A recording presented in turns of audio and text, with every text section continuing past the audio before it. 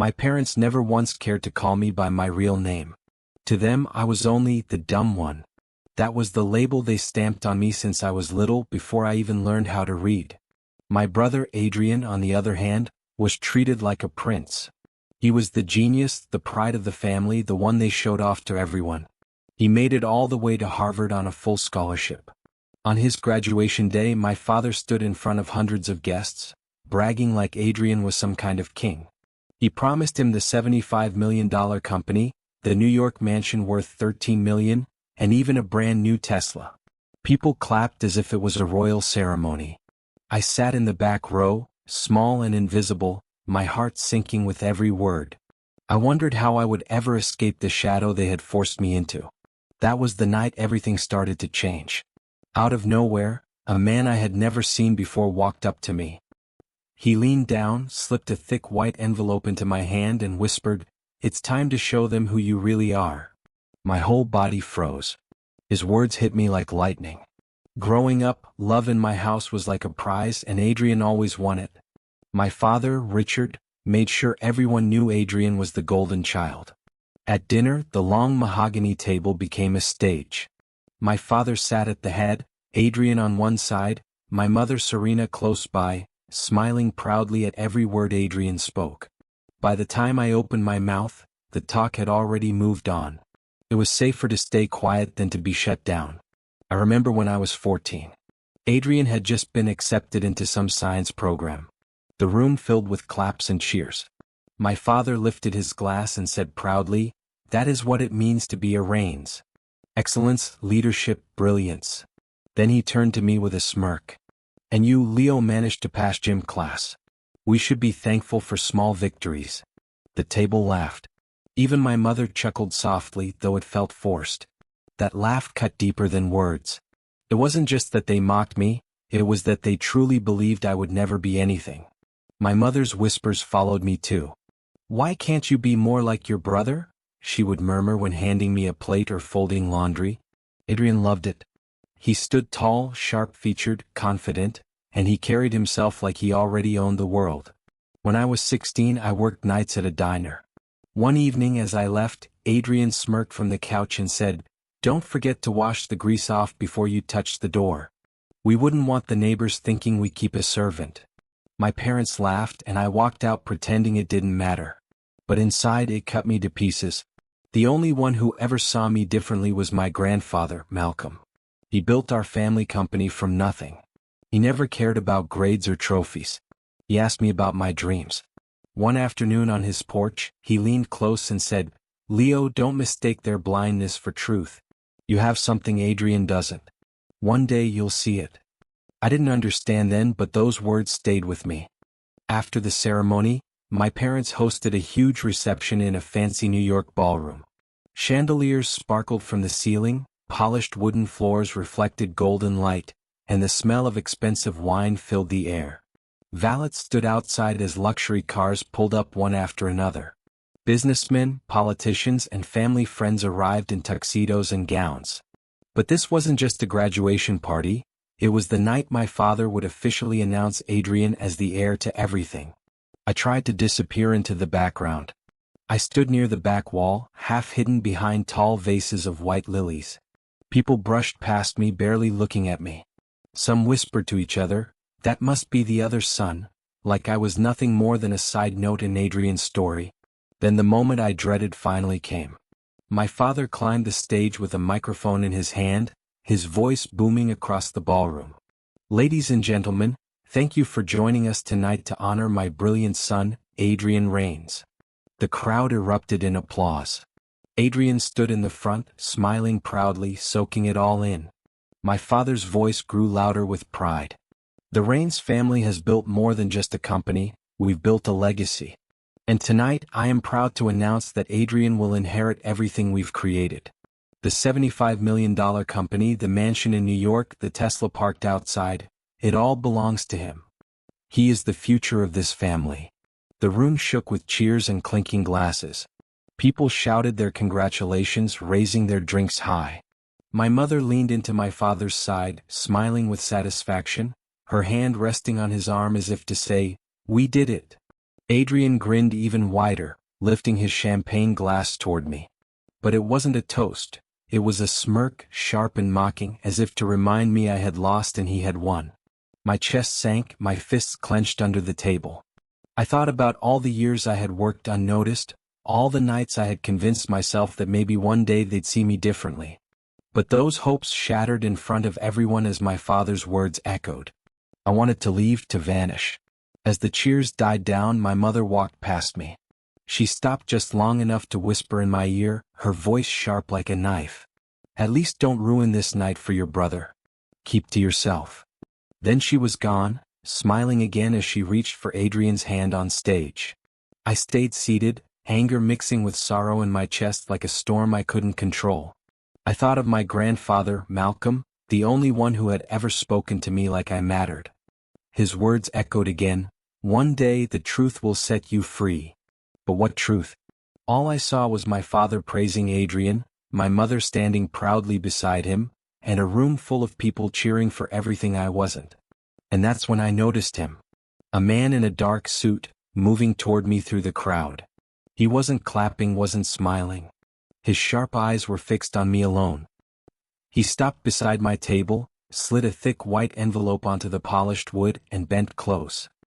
His voice was calm but firm. "It's time to show them who you really are." I froze, staring at the envelope resting on the table. My fingers trembled as I pulled it into my lap, hiding it from view. My heart was beating so loudly I thought the whole room would hear it.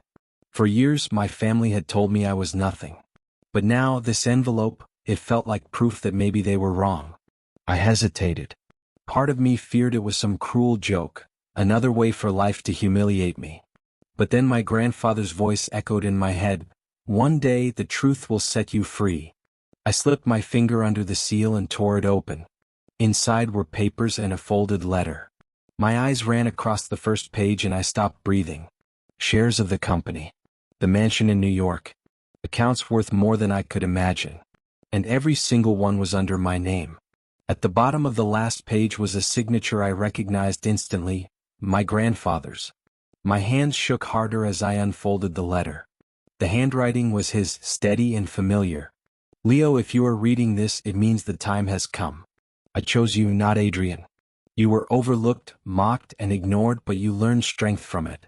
You know what it means to see people for who they are, not for what they give you. Everything I built is yours. Never doubt yourself again." Tears blurred my vision. For the first time in my life, someone had chosen me. Not Adrian. Not my father. Me. All those years of cruelty, every insult, every sigh of disappointment, they weren't the truth. The truth was in my hands. I pressed the folder to my chest, my body shaking. My father's booming voice still echoed from the stage. Adrian was standing tall, my mother beaming with pride, the guests cheering for them like it was a fairy tale. But I couldn't sit still anymore. My grandfather's words filled my mind. "One day the truth will set you free." This was that day. I stood slowly, my knees weak but my heart stronger than ever. A few heads turned as I walked toward the stage. Whispers spread. My father noticed me coming, his face tightening with anger.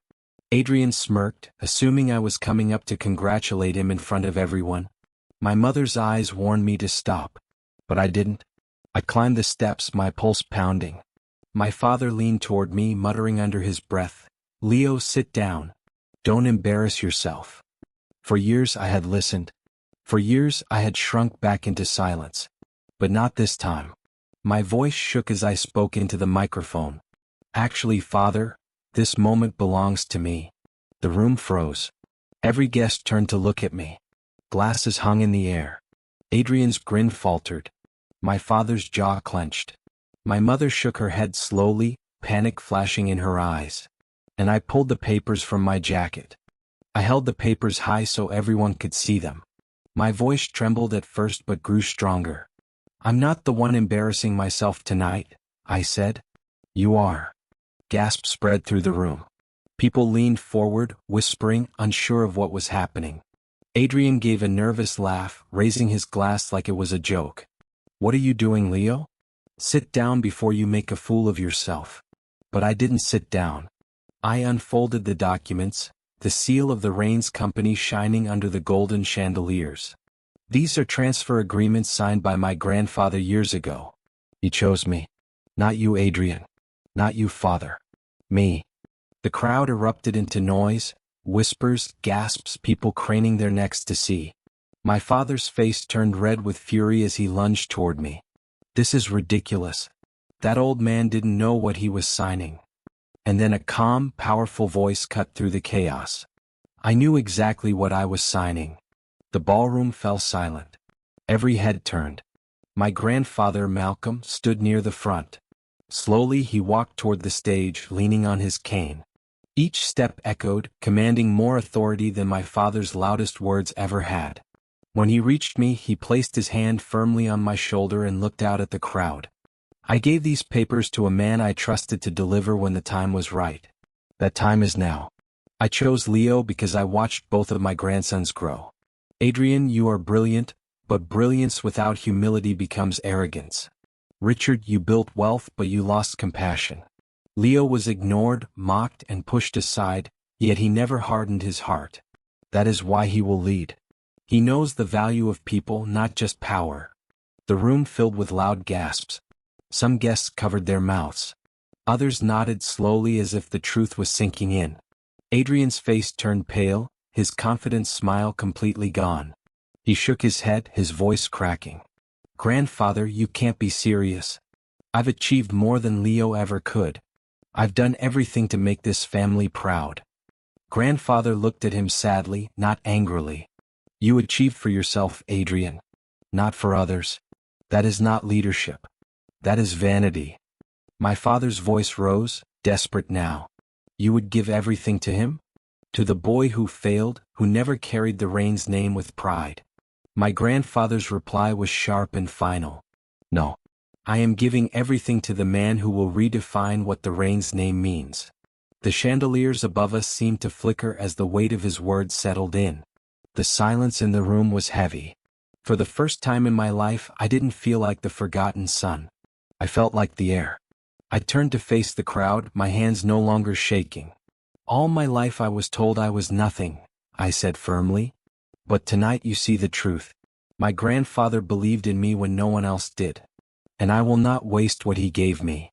For a moment the ballroom was silent. Then, slowly, a few hands began to clap.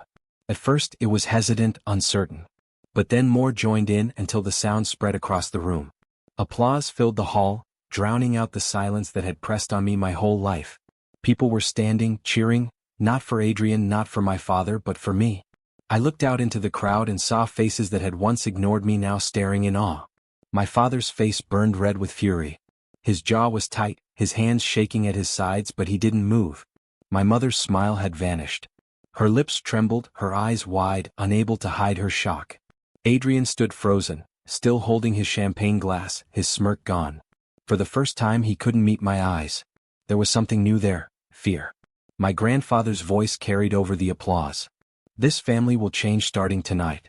The company will finally be in hands that understand struggle, hands that know the cost of being overlooked. Leo, this burden is yours now, but it is also your gift. The words sank deep into me. For years I had been the boy at the end of the table, the boy who was mocked and dismissed, the boy who was told he would never matter. And now here I was, standing taller than ever, my grandfather's hand on my shoulder, the crowd cheering my name in their eyes even if they didn't say it out loud. Adrian's face twisted with rage. He hissed through clenched teeth, "You don't deserve this. You're nothing compared to me." I looked him straight in the eyes and said calmly, "Maybe I'm not what you think I should be. But I am what grandfather believes I can be. And that's more than enough." The fear in his eyes deepened. He realized in that moment that the ground he had always stood on, the pride and favoritism that had lifted him up, had crumbled beneath him. My father finally broke the silence with words dripping in anger. He leaned close, his voice low but sharp. "This is not the end. You have no idea what you've started." His polished shoes struck the floor like gunshots as he stormed out of the room. My mother followed quickly behind him, her face pale, her eyes avoiding mine. She had spent her entire life building the picture of a perfect family, and in one night that picture had shattered. Adrian didn't move. He stood stiff, fists tightening around his glass. His face was pale, his pride broken, but his anger burned hotter than ever. My grandfather stayed beside me, his hand firm on my shoulder, his presence stronger than anyone else in the room. I stood there under the chandeliers, finally free of the shadows that had held me down for so long. For the first time I was not invisible. For the first time I was exactly where I was meant to be. The applause slowly faded, and the room turned into whispers again. People kept looking at me, but now their eyes were different. They weren't looking at me with pity anymore. They were curious, even impressed. Some nodded at me with respect. Others whispered my name as if trying to understand how they had overlooked me all these years. I stayed on the stage, breathing heavily, the papers still in my hand. My grandfather stood beside me like a shield, his cane firm, his presence unshakable. For the first time I didn't feel alone. Adrian finally lowered his glass.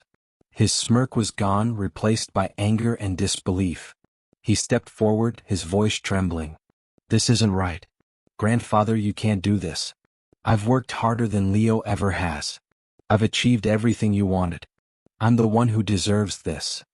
My grandfather turned his head slowly, his eyes filled with disappointment. "You worked for yourself, Adrian. You wanted glory, not responsibility. Leadership is not about being praised. It's about carrying the weight of others. That is something Leo understands and you never did." The words hit Adrian harder than anything I could have said. He stepped back, his face pale, his hands clenched. For the first time in his life he wasn't the one being lifted up, he was the one being put down. The guests started murmuring louder, some agreeing, others still shocked. A few of my father's business friends even walked up to shake my hand, congratulating me quietly. I felt strange. After years of being invisible, suddenly people saw me. It was overwhelming but also freeing. My mother returned briefly, her face pale, her eyes refusing to meet mine. She stood near Adrian, whispering to him, her hand gripping his arm. She looked broken, like the world she had built had just collapsed around her. But instead of facing me, she turned away and followed my father out the door again. I stayed standing tall. My grandfather leaned close and whispered, "This is only the beginning. What comes next will not be easy, but you're ready." I nodded, though fear still twisted in my stomach. Taking over a $75 million company wasn't a small thing. But for the first time I believed I could do it. Not because I wanted revenge, but because I wanted to honor the trust my grandfather had placed in me. As the night wound down, the guests began to leave, still whispering and casting glances my way. Adrian didn't say another word. He stood stiff, his pride broken, his eyes burning with anger. I knew this wasn't the last time I'd face him. When the ballroom finally emptied, I stepped outside into the cool New York air. The city light stretched out across the skyline, glowing like 1,000 promises. For years I thought those lights belonged to Adrian, to my parents, to anyone but me. But now, for the first time, they felt like they belonged to me too. When I stepped out of the ballroom, the cold night air hit my face like a wake-up call. For a moment I just stood there, breathing in deeply, feeling lighter than I ever had before. Behind me the chandeliers still glowed, but I didn't need that light anymore. The city itself shone for me. For years I had looked at New York's skyline as if it was unreachable, meant only for people like Adrian. Now it felt like an open door. I walked a little away from the building, clutching the envelope under my arm. The streets were alive with car horns, footsteps, and laughter, but in my head there was only silence. My whole life had changed in the span of a single night. The insults, the whispers, the way my parents treated me, all of it had built up walls around me. And now those walls had finally cracked. Grandfather came outside a few minutes later. He moved slowly, leaning on his cane, but there was strength in every step. He joined me on the sidewalk and rested his hand on my shoulder. "You did well," he said softly. "I know it wasn't easy, but you stood tall." I swallowed hard, emotions still heavy in my chest. "I didn't think I could do it," I admitted. "For so long I believed what they said about me." He smiled faintly. "That's why I chose you. You know what it feels like to be ignored. You know what it means to fight for every step. People like Adrian think leadership is about glory, but true leadership is about heart. You have that." Hearing him say that was like a weight lifting from my chest. I wasn't chosen because I was perfect. I was chosen because I survived. Because I didn't give up. because I still cared even after being hurt so many times. Cars passed by, and I looked at their headlights reflecting on the wet pavement. My thoughts shifted to the future. Running a company worth millions was terrifying. I had no experience, no training like Adrian had. But I also had something he never did, the strength to start at the bottom and climb up no matter how hard it got. For a while my grandfather and I stood in silence, both looking at the city lights. Then he said, "This is your chance to show them who you are. Not to prove them wrong, but to prove yourself right." Those words hit deep. My whole life I had wanted to prove my parents wrong. But now I understood, it wasn't about them anymore. It was about me, about what I could build, about the people I could help, about creating something better than what they left behind. That night as I walked away from the ballroom, I knew things would never be the same. My father would fight back, Adrian would never forgive me, and my mother would keep pretending. But none of that mattered anymore. For the first time I wasn't scared of their voices. For the first time I was ready to live my own story. That night when I finally returned home, the house felt different. The walls that once echoed with my parents' cold words now seemed empty. Adrian's laughter wasn't there, my mother's footsteps didn't follow me, and my father's voice wasn't booming through the halls. For the first time, the silence felt like freedom instead of punishment. I went up to my room and set the envelope on my desk. I stared at it for a long time. It wasn't just paper, it was proof that everything I had believed about myself was a lie. All those years they said I was worthless, all those times they compared me to Adrian, it had never been the truth. Deep down, my grandfather had always seen me even when no one else did. I lay back on my bed, my thoughts racing. I thought about the little boy I used to be, sitting at the far end of the table, hoping for one kind word. I thought about the long nights I worked in diners, scrubbing grease while Adrian traveled through Europe. I thought about the cruel jokes, the whispers, the times I wanted to give up. And I realized something. Every insult had shaped me, every hardship had made me stronger. Without them, I wouldn't be ready for this moment. Sleep didn't come easily. My mind kept replaying my father's face when I stood on that stage, the fury in his eyes, the way his hands shook with anger. He wasn't done with me, that much was clear. And Adrian, I could still see the fear in his eyes. He would never accept me as the heir. He would fight in his own way. I knew the battles ahead would be ugly. But fear didn't control me anymore. For the first time I felt like I had a choice. I could lead differently. I didn't have to become like my father, ruling with intimidation and pride. I could create something better. My grandfather had trusted me for that reason. The next morning I woke up early. The sun was just breaking through the curtains and the house was still quiet. I walked to the mirror and looked at myself. For years I saw the reflection of a boy who was always second best. But now I saw someone else. A man carrying the weight of a family name, but also the freedom to define it in a new way. I straightened my shoulders and whispered to myself, "This is just the start."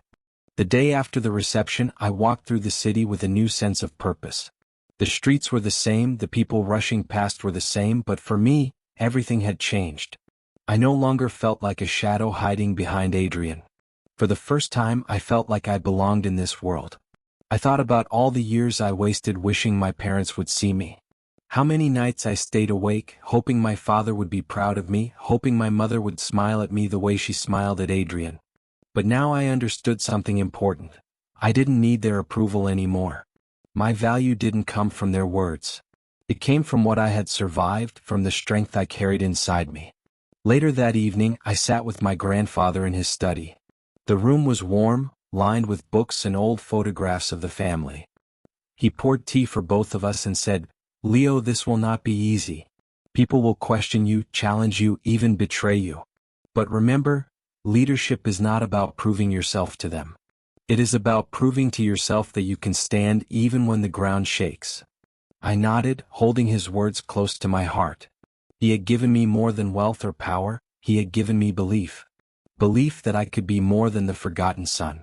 Belief that I could carry the Rain's name forward in a new way. When I left his study, I stepped outside into the cool night. The city light stretched across the horizon, glowing bright against the dark sky. I stood there for a while, breathing in the air, letting everything sink in. The boy who once sat at the end of the table, mocked and dismissed, was gone. In his place stood a man ready to lead. And I want to say this to anyone listening. If you've ever been called less, if you've ever been told you're not enough, remember my story. Your worth is not decided by those who try to break you. The names they call you, the way they push you down, none of that defines who you are. What defines you is the strength you build when you stand back up. Sometimes the cruelest judgments prepare you for the greatest responsibilities. Sometimes being underestimated is the very thing that makes you unstoppable. So if you're sitting in the shadows right now, don't give up. Your time will come. And when it does, the truth will be louder than every insult, every laugh, every doubt you've ever faced. I lifted my head to the skyline one last time and whispered to myself, I was never the dumb one. I was always the one waiting for my moment. And that moment had finally arrived.